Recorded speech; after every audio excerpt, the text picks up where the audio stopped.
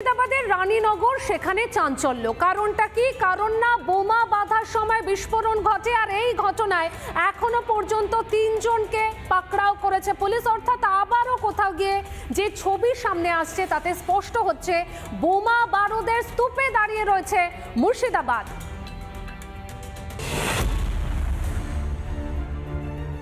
রবিবার গভীর রাতে বিস্ফোরণ, কাঁপল মুর্শিদাবাদের রানীনগরের নজরানা এলাকা।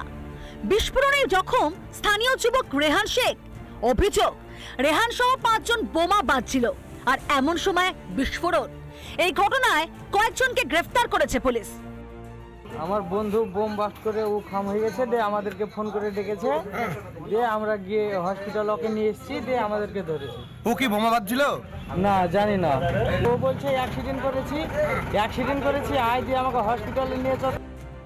পুলিশের দাবি, ধৃতরা সকলে বোমা বাঁধার সঙ্গে যুক্ত ছিল, কিন্তু তারা বলছে অন্য কথা।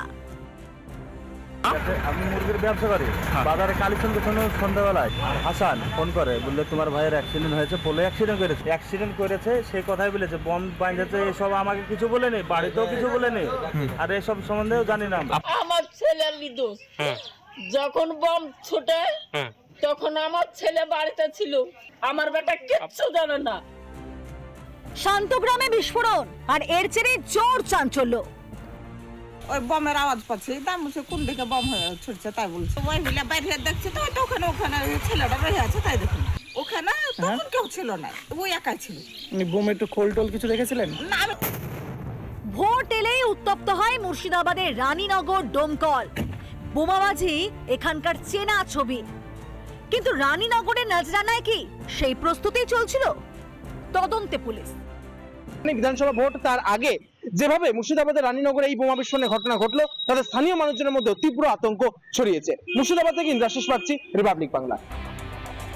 মালদার ইংরেজ বাজারে গুলিবিদ্ধ হন তৃণমূল কর্মী আতিমুল মোমেন, আর সেই খুনের ঘটনায় যে মূল সাক্ষী তাকেও খুনের চেষ্টা। শুনানির আগের রাতে রীতিমতন হামলা চালানো হয়। ঠিক কি ঘটেছিল আপনাদের দেখাই। কয়েক দিনের ব্যবধান, আবারও শুটআউট মালদায়। এবার তৃণমূল নেতা খুনের মূল সাক্ষীকেই পৃথিবী থেকে সরিয়ে দেওয়ার চেষ্টা। পয়সা দেওয়ার চেষ্টা করেছে, টাকা নিয়ে সাক্ষীটা দিতে হবে না, টাকা নেয়নি, হুমকি দিয়েছে, আজকে গুলি করে।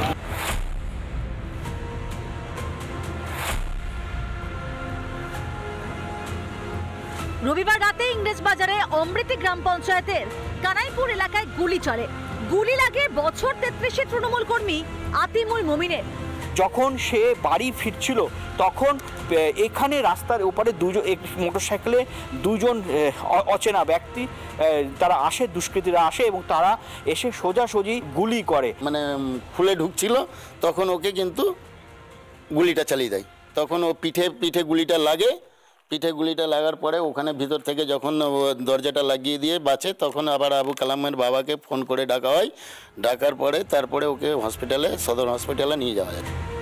কিন্তু কেন হামলা হলো? এর পিছনে রয়েছে আরো একটি খুনের ঘটনা।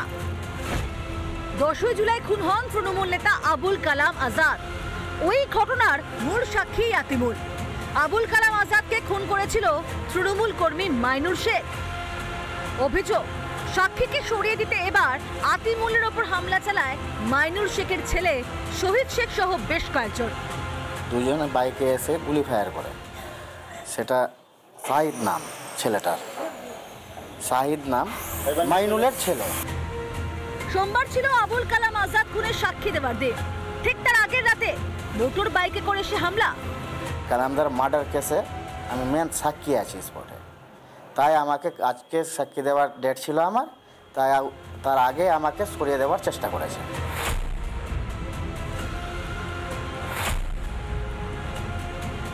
এই এলাকার সবকিছু লুট করার জন্য কে সবচাইতে বেশি হচ্ছে সেখানে দায়িত্ব পাবে, এই নিয়ে গণ্ডগোল।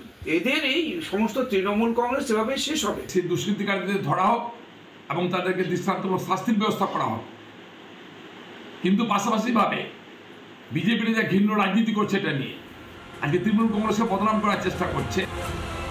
এ রাজ্যে মরছে তৃণমূল, মারছেও তৃণমূল, আর এবার তৃণমূল নেতা খুনের সাক্ষীকে খুনের চেষ্টা। যদিও জখম আতিমুল জানিয়েছেন তিনি সাক্ষী দেবেন। রিপাবলিক বাংলা। নানা ধরনের কন্টেন্ট দেখার জন্য লাইক করুন, শেয়ার করুন আমাদের ফেসবুক পেজ, সাবস্ক্রাইব করুন আমাদের ইউটিউব চ্যানেল। পাশাপাশি অন্যান্য ব্রেকিং নিউজের জন্য অবশ্যই চোখ রাখুন রিপাবলিক বাংলায়।